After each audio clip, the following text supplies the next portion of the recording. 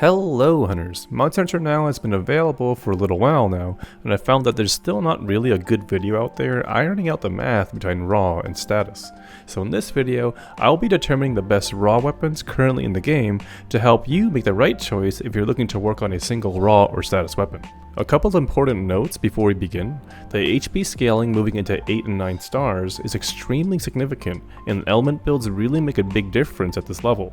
You may find that the viability of raw builds starts to fall off as you reach 8 stars and especially 9 stars and beyond. In addition, ranged weapons have different shot types and ammo that add further considerations on top of just considering the numbers. So just because one is calculated high might not necessarily mean it's a correct choice. Since I'm hardly an expert on bow and bowgun, I can't personally say anything definitive here. But probably the best example is the Black Diablo's bow. This bow has a level 4 shot type at a level 3 charge, making it much more potent due to the reduced charge time. Alright, let's start off by looking at the pure raw weapons. There are 4 pure raw weapons: Feroth, Paolumu, Banbaro, and Diablos. It's pretty obvious here that Diablos weapons are simply stronger than any other pure raw weapon. However, it is only available for bow, hammer, and dual blades. In addition, as you can see from the chart, generally every full grade, the raw damage of a weapon increases by 30%, except for Diablo's weapons, which seem to increase by 31%. But then there are also the Affinity raw weapons, which are the Kulu-Yaku weapons and the Black Diablo's weapons. To determine how powerful these weapons are, we need to determine something called their effective raw. In this case, this is basically the average gain overall from the Affinity, and the values look like this for the Affinity weapons.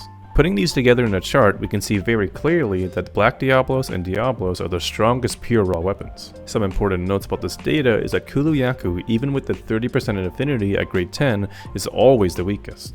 On top of that, because attack increases by roughly 30% every grade, and Diablo's weapons start at a high value compared to the other weapons, the gap really starts to grow as you reach the highest grades. I don't think there's anything too surprising here. However, the problem is that not all weapons have a Diablos weapon.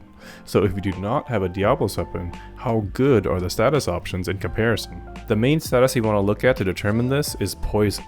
Calculating poison damage is actually really straightforward in Monster Hunter Now compared to other Monster Hunter titles.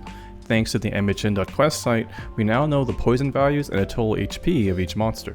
This information has determined that poison appears to deal percentage damage to a monster equal to 18% of its HP if it is weak to poison, 12% HP if it is neutral to poison, and 7% HP if it is resistant to poison. Now, to apply a status to a monster, every weapon has a 1 in 3 chance to apply status on every hit. Once you have applied enough status, then that status will activate on your target. However, because of the confines of the timer, we can speak in absolutes about poison. You either poison a monster 0 times, 1 time, or 2 times. From what I can tell, 2 poisons seems to only happen to monsters weak to poison and can only really work for weapons like Puke and Rathian with the higher poison values. So there are 3 poison weapons in the game. They are Puke, Rathian, and Pink Rathian, except for the bow. That's Dragon for some reason.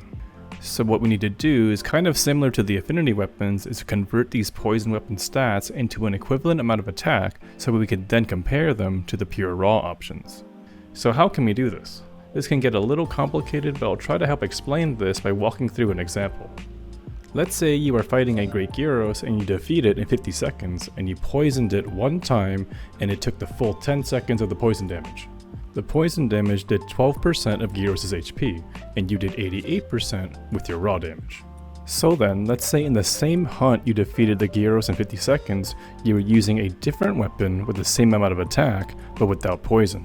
At this point, Gyros would have 12% of its HP left since no poison was applied. So, if we determine how much more attack we would need to have defeated the Gyros in the same hunt, then that is how much attack the poison would have been worth. In this case, it would be approximately 13.64% more attack. We could then apply this principle to each poison weapon and show its effective attack based on the monster's weakness to poison and the number of times the monster was poisoned. One thing to say is that this data is only true for solo play and it changes when you go into multiplayer. But if you're like me, you don't see anyone else playing this game anyway. 1 poison against a monster weak to poison is equivalent to roughly a 21.95% increase to your raw attack. These numbers are actually really high, and when compared against Diablos and Black Diablos, we can see that they are actually stronger, except for Rathian. To look at the extreme case of poisoning a monster 2 times, which does happen to monsters weak to poison, these numbers get pretty crazy. Just look at this compared to Diablo's weapons. You can see in comparison that poison can be incredibly effective if the monster is weak to it. 2 poisons against a monster weak to poison is effectively a 56.25% increase to your raw damage because you only need to remove 64% of its HP. But these were against poison weak monsters, and there are only 5 of them. So how does this look for the other monsters? I'm not going to spend too much time here, so I'll try to go through these quickly. The numbers for monsters with neutral poison resistances are still pretty high. As mentioned in my example, if he poisoned 1 time, it is roughly equivalent to a 13.65% increase to your raw attack. Looking at the comparison, Puke does fall behind, but Pinkrathian is actually quite comparable. Lastly, for the couple of poison resistant monsters, as expected the damage is a lot less. If 1 poison is applied, it is only equivalent to about 8.7% more raw attack.